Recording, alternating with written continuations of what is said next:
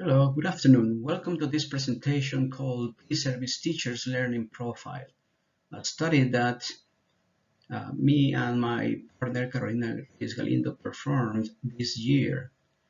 I'm not sure how familiar you are with a learning profile.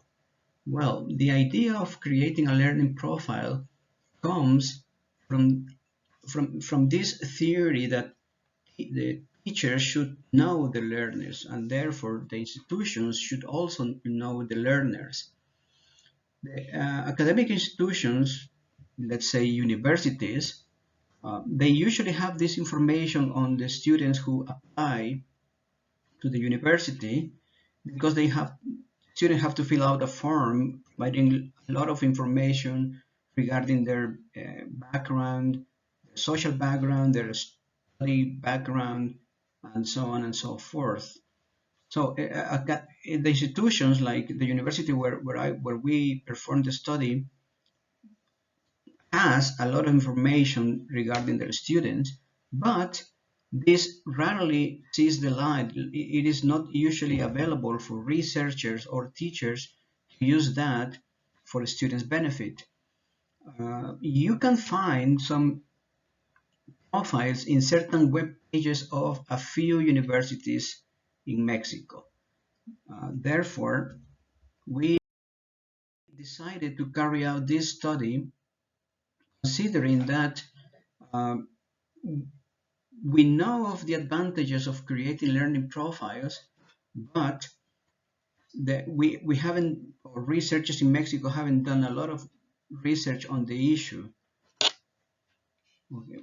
Even if the universities create students' profiles, they usually involve general demographics of their students. So they provide information about how many uh, males, females, their ages, their background regarding whether they come from a private or public institution, their general point average from the previous studies, and so on and so forth, which is valuable information, but it doesn't usually impact how we deal with them in the classroom. We found out that there are not many studies conducted to create students' learning profile or students' academic profile. Therefore, we decided to carry out this study in order to create a comprehensive learning profile of a cohort in a Mexican teacher education program. So this is the context. This is what we carried out the study. It is a BA degree in English in a large university in southeast Mexico. This degree in English has two main objectives. They aim at developing students' command of English and competence in English, equivalent to the CE1, the Common European Framework of Reference.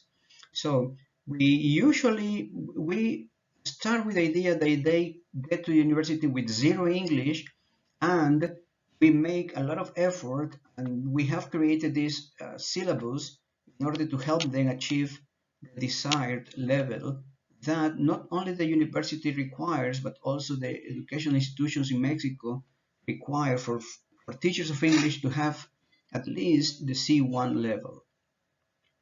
Another objective of the BA degree in English is to provide students with the basic competencies to perform in any area in which English is the main vehicle for communication. And these can be interpreted as they have certain preparation to be English teachers. They also receive some preparation to be translators.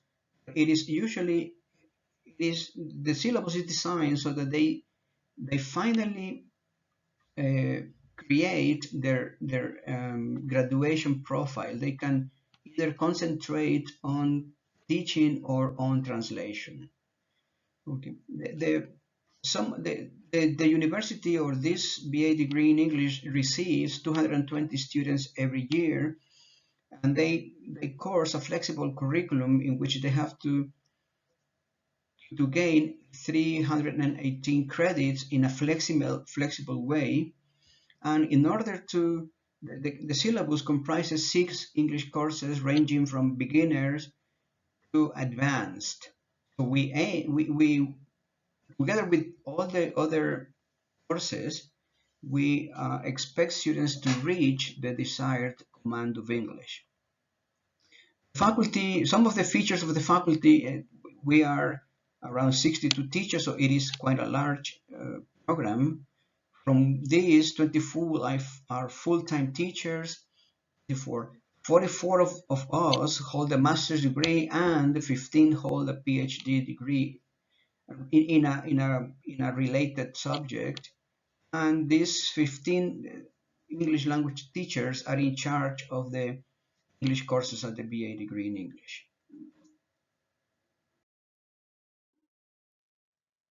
So these are the questions that guided our study. Which are the newly admitted students' learning strategies? Which strategies are predominant among these students? What are their learning styles? What is a student's entry English level? What learning approaches do these new students favor? Okay, so these are the questions that guided our study. Therefore, the aims of the study were to find out students' learning profile in terms of their learning strategies and styles, their learning approaches, their learning preferences, and their English level. Okay, why are we worried about their English level? Well, because the degree, the program doesn't require certification to enter the study program. So students may arrive with an advanced level of English or with zero English. So we don't require certification to be part of the syllabus.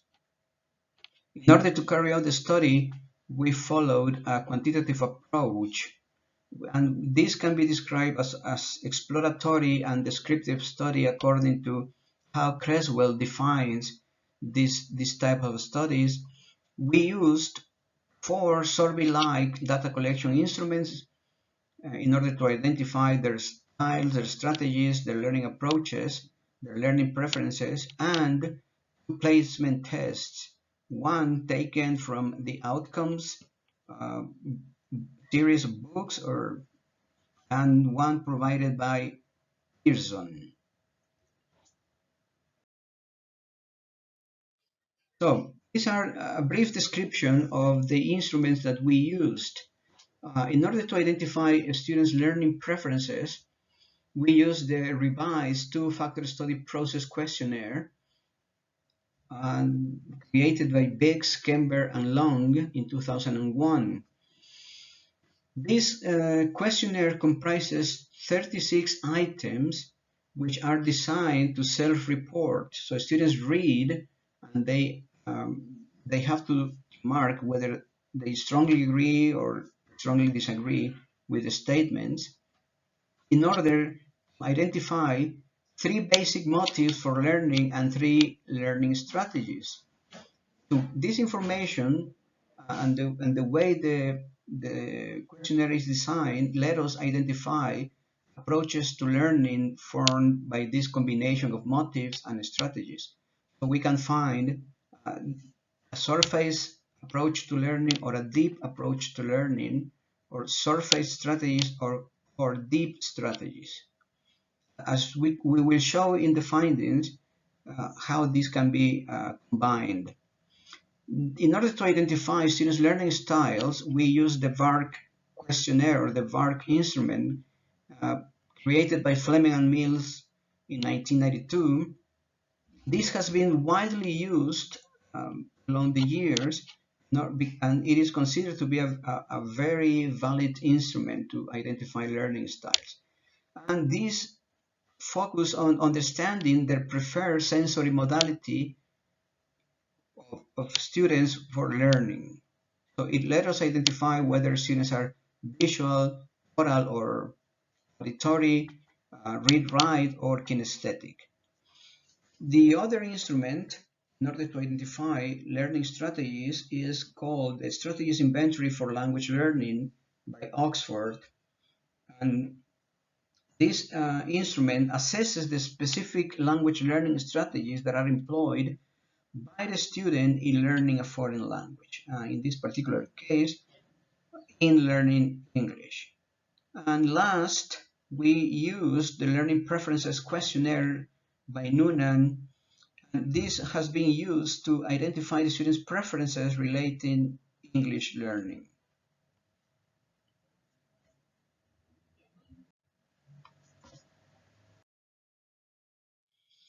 So what did we find? In the following slides, I present the findings of the study according to each of the instruments. We'll start with the students' English level.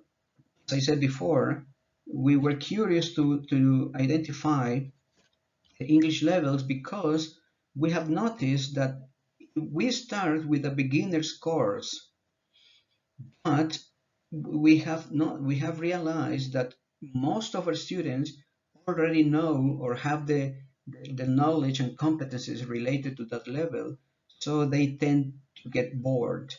And as we found out, students, the least level of students is elementary. But you can see that there is a high proportion of students in the intermediate and upper intermediate level. So we will use this information to make adjustments to the programs of the English courses. And the results from the outcomes placement test are similar to those we obtained from Pearson's placement test, in which the majority of students or most students are placed in the A2 plus, that is rather an elementary student. So they know some English when they get to university, but still we place them in beginners courses, and that can be demotivating.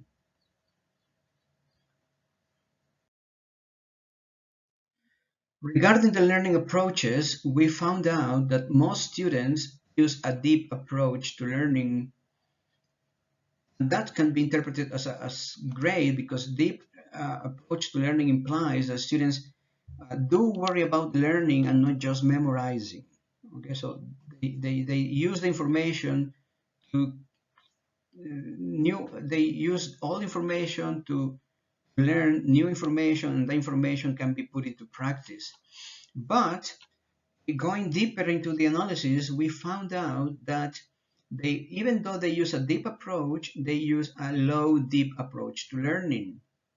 Okay, most of them, 68%, use a low deep approach to learning, which is in some way like a high surface approach to learning.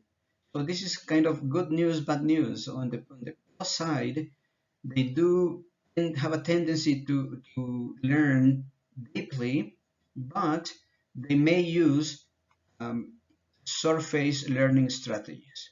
Okay, this has implications.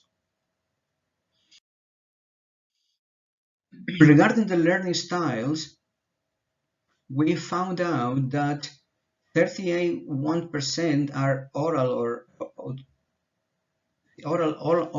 learners. That means that they prefer to learn by listening, but they are followed close by kinesthetic students, and you know that these kind of students need some sort of movement. They need to be in constant movement in order to process and learn information. And another interesting fact that we found out is that there's one case of a student who has a trimodal preference to learning, which we know that it's going to be favorable for him because he or she can learn from no matter how the teaching style. We found out that 9 students have a bimodal preference, also good for them because they can learn from at least to have at least 2 ways of processing information that they can retain. And well, auditory and kinesthetic learners are most of our student population.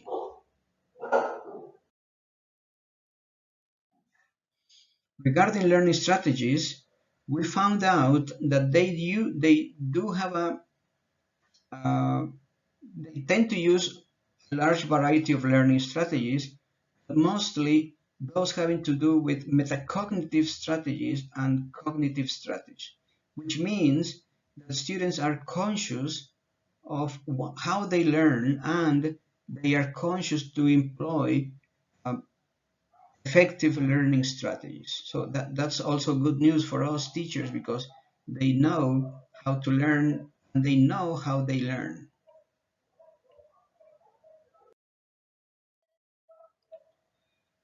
Regarding learning preferences, taken from Noonan's instrument, he talks about students analytical, authority-oriented, communicative, or concrete. Well, we found out that students tend to be more analytical and authority-oriented. So what does it mean in practice? Well, that they like to, as the name suggests, analyze things before actually putting them into practice. And this idea of being authority-oriented means that they depend on teachers to guide their learning. 68% have these single preferences, but there are 9 students who prefer a bimodal means of processing information. And in this case, we found out 3 cases of students with a trimodal preferences. Right? Remember that if they are bimodal or trimodal preference, they are more they can learn by different means. Okay.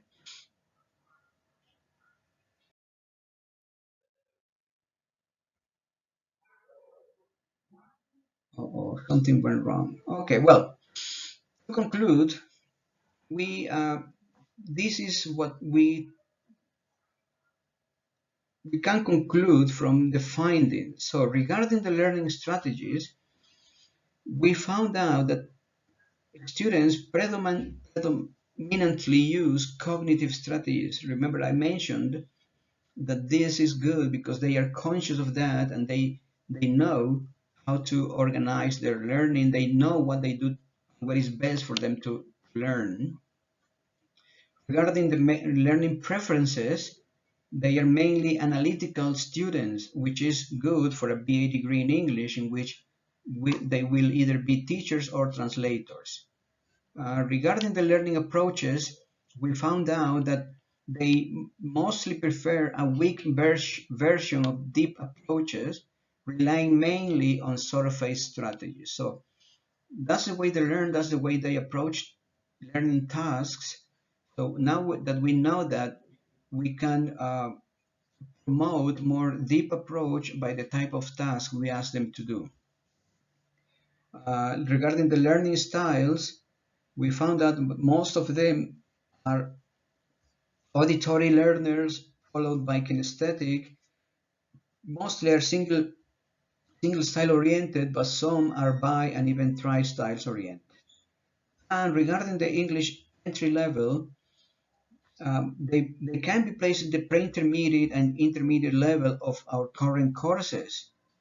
And we wonder whether they have been better prepared in high school, or they knew in advance they wanted to be students at the English BA degree, and they took English courses in English learning institutions. We don't know why, but they are getting to the BA degree better prepared in terms of English. This may have an impact on planning for English courses, which corresponds to students' level, instead of asking them to sit in the beginner's course, which is beneficial for some students, but for most of them can be boring. So we have to implement some strategies, some tests, or some sort of strategies to place students in the corresponding level. This is what we found. So students are cognitive oriented, they are mainly analytical, they show a weak approach to learning, a weak deep approach to learning. They auditory followed by kinesthetic, and they do know some English that we could place them in our intermediate courses. And that's all I have to share with you today. Thank you much for your attention, and I'll be seeing you in the questions and answers session.